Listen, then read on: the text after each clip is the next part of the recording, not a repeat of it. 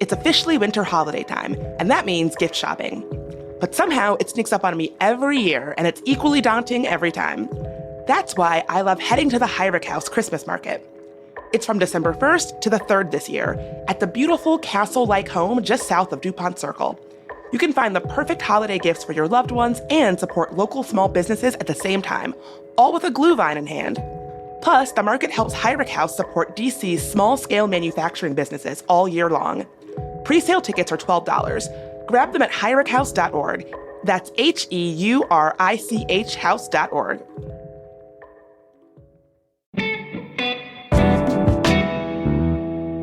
Today on CityCast DC, a group of anonymous property and business owners are trying to block a homeless shelter in the West End, and they've already delayed the opening once. I'm here with producers Priyanka Tilve and Julia Karen to chat about it. Plus, what Giving Tuesday, coming up next week, means for DC. And y'all had a lot to say about our underrated restaurants episode, so we'll get into some of the suggestions that y'all emailed in.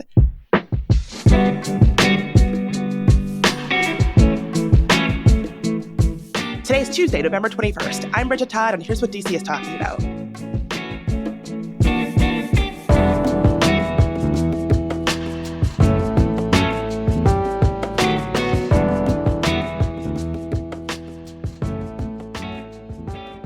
So, Julia, what is going on over in West End?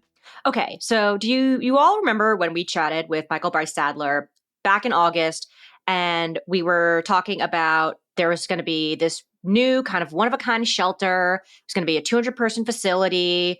It was going to house people in separate rooms rather than in bunks. You know, it was going to be like a new, big, different thing. Yeah, and the big deal about it was that it was going to let adult families stay together, right? Like, so people who are like in relationships but not married, or adult siblings who want to live together. There's no other shelter in DC that allows that. Am I right? Correct. And it was going to be for folks that had medical issues too, right? Yes. So this was supposed to be new, one of a kind, different, was going to be in the West End at an old GW dorm, and DC purchased it. And you might remember originally there was one lawsuit. Department of Human Services said, we get the complaints, we'll take a look. That lawsuit just vanished, just disappeared into thin air. Conveniently, or maybe inconveniently, there is a second lawsuit now, a new lawsuit. It's the same group of anonymous property owners and businesses that had sued over the plans in the summer. This is a new legal challenge. It's from the West End DC Community Association. They filed a suit against the city, and basically they claimed that the district blatantly ignored and or intentionally circumvented well-established DC zoning laws and procedures in pursuing this project. What are their problems, though? Like, that zoning laws thing sounds pretty, that's legalese. But Yes. What are their actual concerns? So basically what they're claiming is that this project is going to, quote, and this is a direct quote from the lawsuit, irreparably damage the rights of the owners and occupants of properties in the surrounding neighborhood who make up the membership role of the association and severely diminish their use and enjoyment of such properties. Basically, they're saying that it's going to, like, tank the enjoyment of the neighborhood, is what they're arguing. Is there some kind of precedent for this? Like, has it happened before successfully? So there's been a couple of similar lawsuits against other shelters. Obviously, like, this is a different new kind of shelter. The ones for previous lawsuits were for, like, the shelters we know as typically, like, bunk shelters. They weren't successful, but they have slowed, basically, the district's ability to get this kind of housing. So a judge isn't going to hear this case until January 26th. That's a long time from now. That's a couple months. And originally, you might remember, they were supposed to open the shelter this year. Clearly, that isn't going to happen anymore. I think another big part of this is that part of the impetus for opening up the shelter was that they wanted to expand where shelters in the city exist. Like, there is no other shelter in Ward 2, which is like the Foggy Bottom, DuPont Circle area. And that is a problem. Like, the shelters shouldn't all be sequestered in one part of town. But it's exactly this kind of pushback from residents and businesses that has probably delayed the city opening shelters in this part of town. It's such a NIMBY zone, you know? Yeah, for sure. And that was going to be one of my questions. I don't know if we have any insight into this, but you know, whenever there's some NIMBY issue, folks are like, well, I'm not against there being a homeless shelter. I just think ... Are they saying anything like that? Are they saying like, oh, we're not against the idea of a homeless shelter. We just don't think this is the appropriate spot for one. How convenient that you mentioned that, because thanks to Michael Bryce Sadler, who has been reporting on this, from the association, they said, no one in our group is against homeless shelters. The problem is where this particular one is located in one of the most economically viable areas of the city. The district made a terrible choice in location. We offered to work with them to find another location in that ward, putting it someplace else that doesn't have pernicious economic effects of locating it at the Aston. Pernicious economic effects, Bridget. I just think that this really plays into a lot of negative and dangerous stigmas and stereotypes that are just false. Right. There is no reason to believe that having a homeless shelter in this area of town is going to create any sort of problems.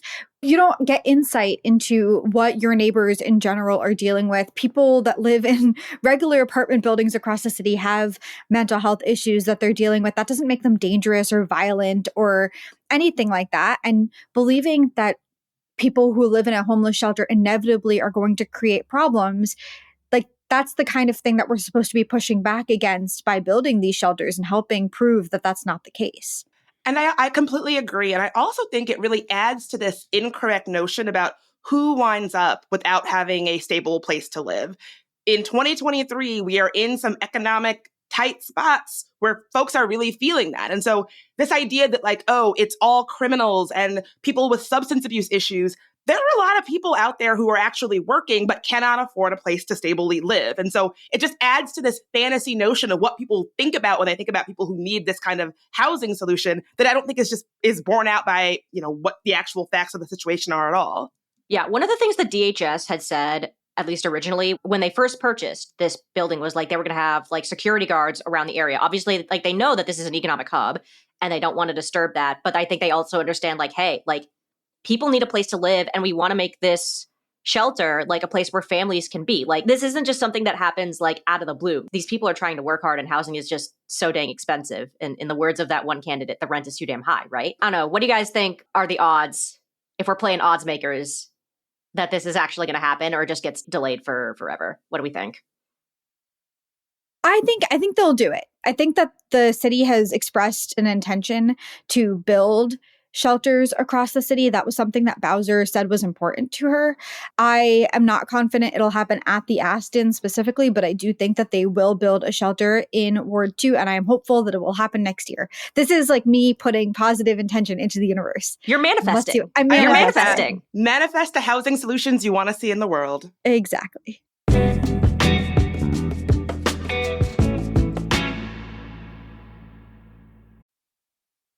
Hey friends, are you looking for a way to ring in the holiday season? Then come join the Gay Men's Chorus of Washington, D.C. as they present their annual extravaganza. It's called The Holiday Show. Running December 2nd, 9th, and 10th at the Lincoln Theater, this year's edition promises more laughs, more fun, and more surprises than ever before. It's complete with disco dancers, sparkly snow, over-the-top costumes, their amazing vocal ensembles, and even an appearance by Santa Claus. So break out the sparkle and reindeer antlers. You will not want to miss out on this popular holiday concert, but act fast as tickets always sell out. That's The Holiday Show, presented by the Gay Men's Chorus of Washington, D.C., playing December 2nd, 9th, and 10th only at the Lincoln Theater. Get your tickets today at gmcw.org. That's gmcw.org.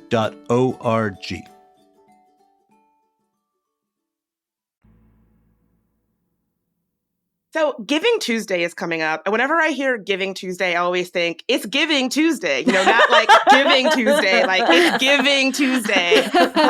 Just real Tuesday vibes up there. Yeah, it's giving Always. very Tuesday vibes Always. in here.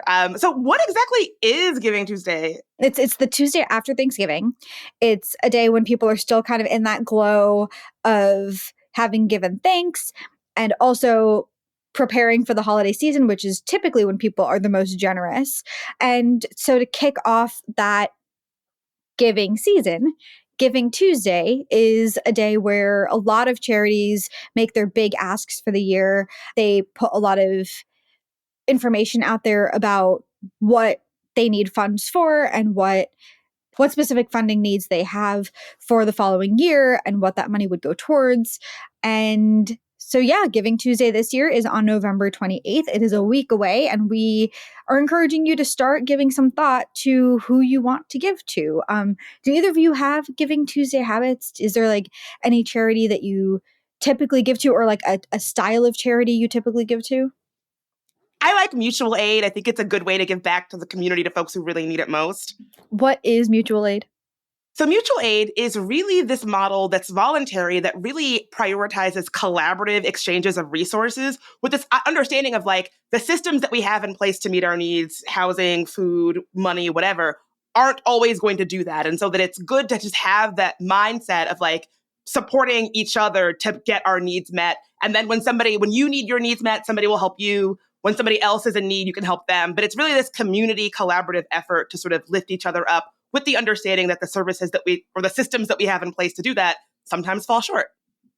Got it. So what if like you're someone like me and you're kind of like new to this kind of Giving Tuesday stuff? Like typically on Giving Tuesday, I've given to my undergrad institution, my graduate school institution, some local one-off like charities or services in the area. Like what should I do if I'm kind of new to this and want to give money to people who probably need it a lot? Yeah, well, I mean, we are a local podcast and newsletter, and so I'm going to suggest that you give locally. I think that a lot of times international organizations or big groups like the Red Cross get all the buzz, and obviously they deserve our support as well. But there are so many great charities in the DMV area doing amazing localized work. And I think they deserve our love. So there's this website called Spur Local. They used to be called the Catalog for Philanthropy. So you might have heard of them that way. We did interview them last year. And they put together a list of all of the charities in DC, in the DMV, that are reputable. You can trust them. You can know your money is going to actually helping people. And what I love about their website is that they have it divided up into different categories, so you can kind of zone in on what your priorities are. So the categories are nature, culture, education, human services, and international. And again, those would be like local organizations that do international work. And just to give everyone a sense of what kinds of orgs are in here, I thought it would be fun for us to do like a kind of randomized selection where we talk about one charity from each category. Does that sound good? Giving Sure. Tuesday roulette. I love it. Okay. Yeah, It's, exactly. It's Giving Tuesday It's roulette. Giving Tuesday roulette. It's giving roulette. Indeed. Okay, so the biggest category is human services. So they have 500, or I guess quite literally it's 499 charities listed on their website. 266 of those fall within the human services category. And also, if you look through there, you can narrow it down even further, specifically to like children, youth, and families, or girls and women, immigrant and refugee services, legal services. Like they have all of these broken down. But we're just going to look at the human services category in general. I have randomly selected one. Like I put all of these into literally like a roulette spinner thing. And the one that got pulled out was Carpenter's Shelter. They are based in Alexandria, and it's a 60-bed emergency shelter that engages over 1,200 volunteers every year. So families and people who want to find a temporary home and the help they need to secure a permanent home can get it at Carpenter's Shelter. They have life skill classes, job readiness training, assistance with housing placement. They also have a day shelter that offers showers and phones and laundry and a mailing address, which we don't talk enough about how you need a mailing address to get so many services. And if you're unhoused, then like that is an actual bureaucratic obstacle. So you can use the Carpenter's Shelter address if you need to. So yeah, that is one of the many charities on the Spur Local website in the human services section. And I guess that's really fitting given what we just talked about. Was going to say, it was very intentional and very convenient that it just slid right in there. It's like that manifesting that I was doing is actually already coming to fruition. It was exactly. Like the randomizer was like, yeah, sure, we can do that. Which category do y'all want next? We've got nature, culture, education, and international. Let's do culture. So in this category, they've gotten broken down by youth and community arts. And then there's performing, literary, and visual arts. But again, we're lumping them together with the culture category. I have done my little roulette spinny thing. And the charity that has won our interest today is called ArtStream.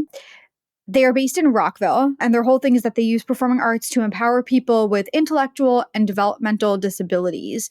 They have 6 inclusive theater companies, 4 cabaret companies. They collaborate with theater professionals and trained volunteer mentors to build skills while developing and presenting original musical theater productions. So people can take classes to boost their self-confidence. They also help with like generally strengthening people's communication skills. And then it's also just like a way to socialize and have fun and let loose. And in general, arts have been known to help heal and educate and entertain. So those are all things that they are trying to do through ArtStream. That's so cool. I might have to look into that because that sounds very up my alley. Yeah, for sure. Like, I was like sort of a theater kid growing up, and I was like, ooh, definitely feel like everyone should experience like the joy and the happiness that comes from being in a production. Given everything that's going on in the world, I feel like international is the way to go next, you know? Sure. Yeah. Okay. So international, they actually only have 2, which makes sense because this is for focusing on local organizations. We'll just do both. One of them is called the Fund for Investigative Journalism, which is, again, supporting independent investigative journalism through grants, mentorships, and fellowships. And yes, woohoo, we love supporting journalism. And then the other international program they've got is called LearnServe International, which empowers students with entrepreneurship leadership classes and helps them gain the confidence to transform their communities. Speaking of communities, what about nature? Okay, let me pull up a nature. So they've got 24 charities here in the nature category. They're all in the same zone of environment and animal services. And now that I've done my little spinny roulette thing, the one that has won is the C&O Canal Trust, which works to protect and preserve the C&O Canal. It's a national historical park. And obviously we all know how beautiful that canal can be when it's at its peak, but it can also look kind of downtrodden. So this is to help keep it in that positive realm. They also do a lot of conservation work. They promote outdoor learning for children, healthy living. Apparently, every year, up to 10,000 students, K through 12, engage in interactive, like science-based learning in and around the C&O Canal. So I didn't realize that this also helps with that, which is really cool. Well, speaking of the children, last category is education. Let's bring it on home. If they're not getting educated at the C&O Canal, where can they get help? What can we do for them? Yeah. So there are 122 education-based programs on the Spur Local website.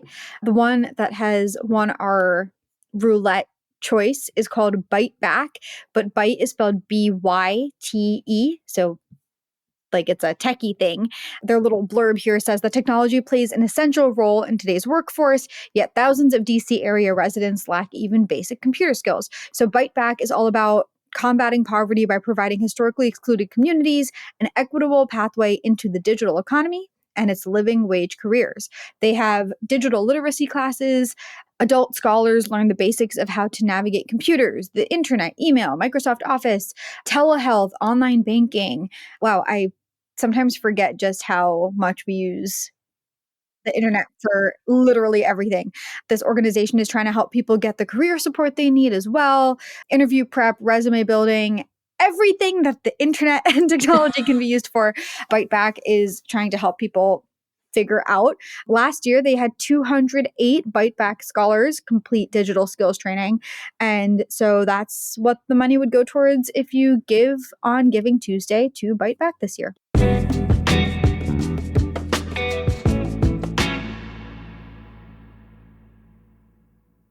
Looking for the perfect gift this holiday season? Give the gift that keeps on giving for the sports fan in your life with a Washington Nationals holiday ticket pack. You'll get 4 game tickets plus a limited edition gift with purchase. Choose from 2 different 4-game ticket packs, starting at just $59. Every ticket pack comes with an exclusive set of Nationals jersey ornaments that aren't on sale anywhere else, valued at $49, but yours for free. Matchups include weekend games and games against the Yankees, Astros, Orioles, Phillies, and more. Grab a pack for all the baseball fans in your family and enjoy a beautiful day at Nationals Park in 2024. Make sure to place your order by December 10th for holiday delivery. Give the sports lover in your life a gift they'll enjoy all baseball season long. Visit Nats.com/gift and give the gift of Nationals baseball today.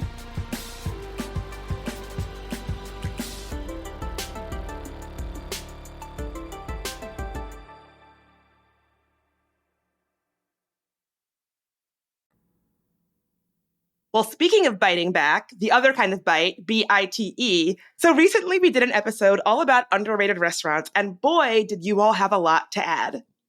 We heard from a lot of you about your favorite underrated restaurants in DC. In an email, Jane M. gave us 2 suggestions. The unassuming family-owned and operated Thai and Time Again on the eastern side of the intersection of Calvert and Connecticut Avenues, Northwest and Woodley Park gets passed over because of its English basement location, but its authentic, freshly prepared food far outshines the fancier neighborhood Donsack Thai on the main drag. Ooh, and I like love that. Donsack. Me too.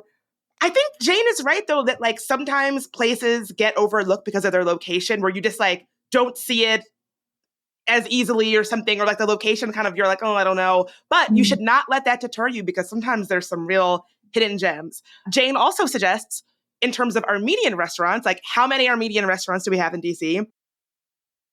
Yerevan Cafe at 2204 18th Street Northwest is another sleeper, also family-owned, and serving up a wealth of absolutely delicious and healthy-tasting food. Have you all eaten there? Love Yerevan. We co-worked there. Yeah. Oh! And it's great. Yeah. Yeah, they have this apricot lentil soup that you can get either hot or cold. Yes. But regardless, it's this like sweet and spicy combination that I have never had before, nor have I had since. And I love it. I've had the cold version and the hot one. Both are fantastic. I wonder if the owners know that they are an integral part of this podcast getting made every week, since you all are working there and putting it together there. Yeah. Seriously, I was going to say, like, we have stopped there a couple of times. And every time we've gone there, they have this kind of like meat pie thing that's served with yogurt. And every time I get it, I'm just like, oh, yes, give me more. I want this for every meal.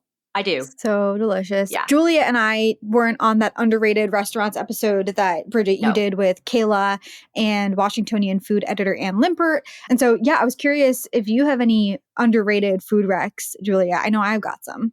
Ooh, okay. So, as you all know, the key to my heart is pastries and coffee. If you haven't learned that by now, congratulations. I am a big fan, actually, of Sola Luna, which is in that same, I love Sola Luna. Yeah, which is in that same Adams Morgan area, and really tiny joint. We're talking like no seats. It's literally like a counter, a case for the pastries, the barista area, and that's it. Like you can only sit outdoors, basically. They might have like one section of window seating, but that's it. And they do Ecuadorian coffee and pastries. And if you're in a bit of a rush, like I see not a ton of people there, but their food is really good. And I feel like I'm giving them away now, which is not good for me because now the line's going to be out the door, but I don't care. They're really good. Go get Sola Luna.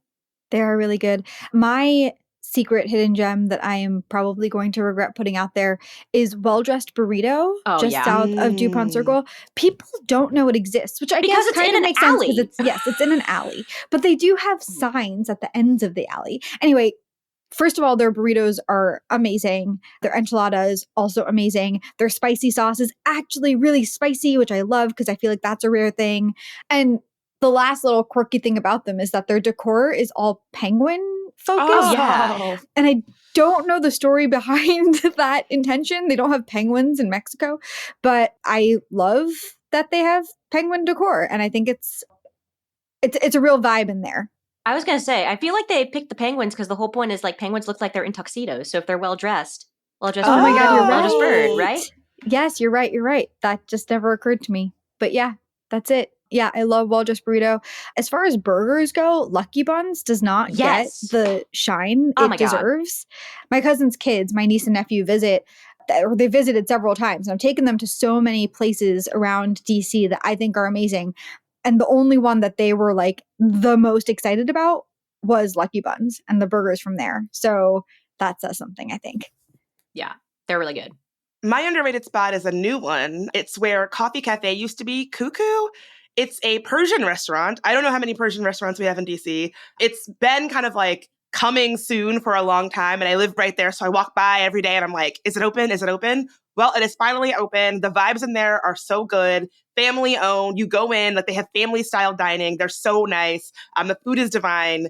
It just opened, so like definitely check it out. But I think it will soon to be a hidden gem, maybe. Okay, so this is in Columbia Heights. It is on 14th. Okay, amazing. Guess we're going to have to co-work from there now. Oh my God. Yeah, I guess so. All right, well, I'm getting hungry just talking about this. So we better end so I can get some lunch. Julia, Priyanka, thanks so much for being here today. Yeah, thanks. Thanks, Bridget.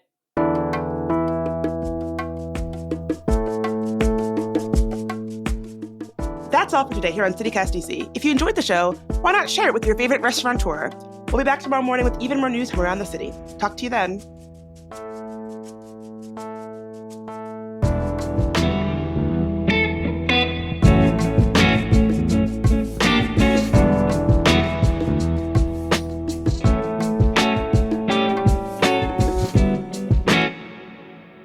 I think I'm just pulling us down into a tangent that's too tangential, essentially. A tangent that's too tangential. Truly. Big time SAT word there.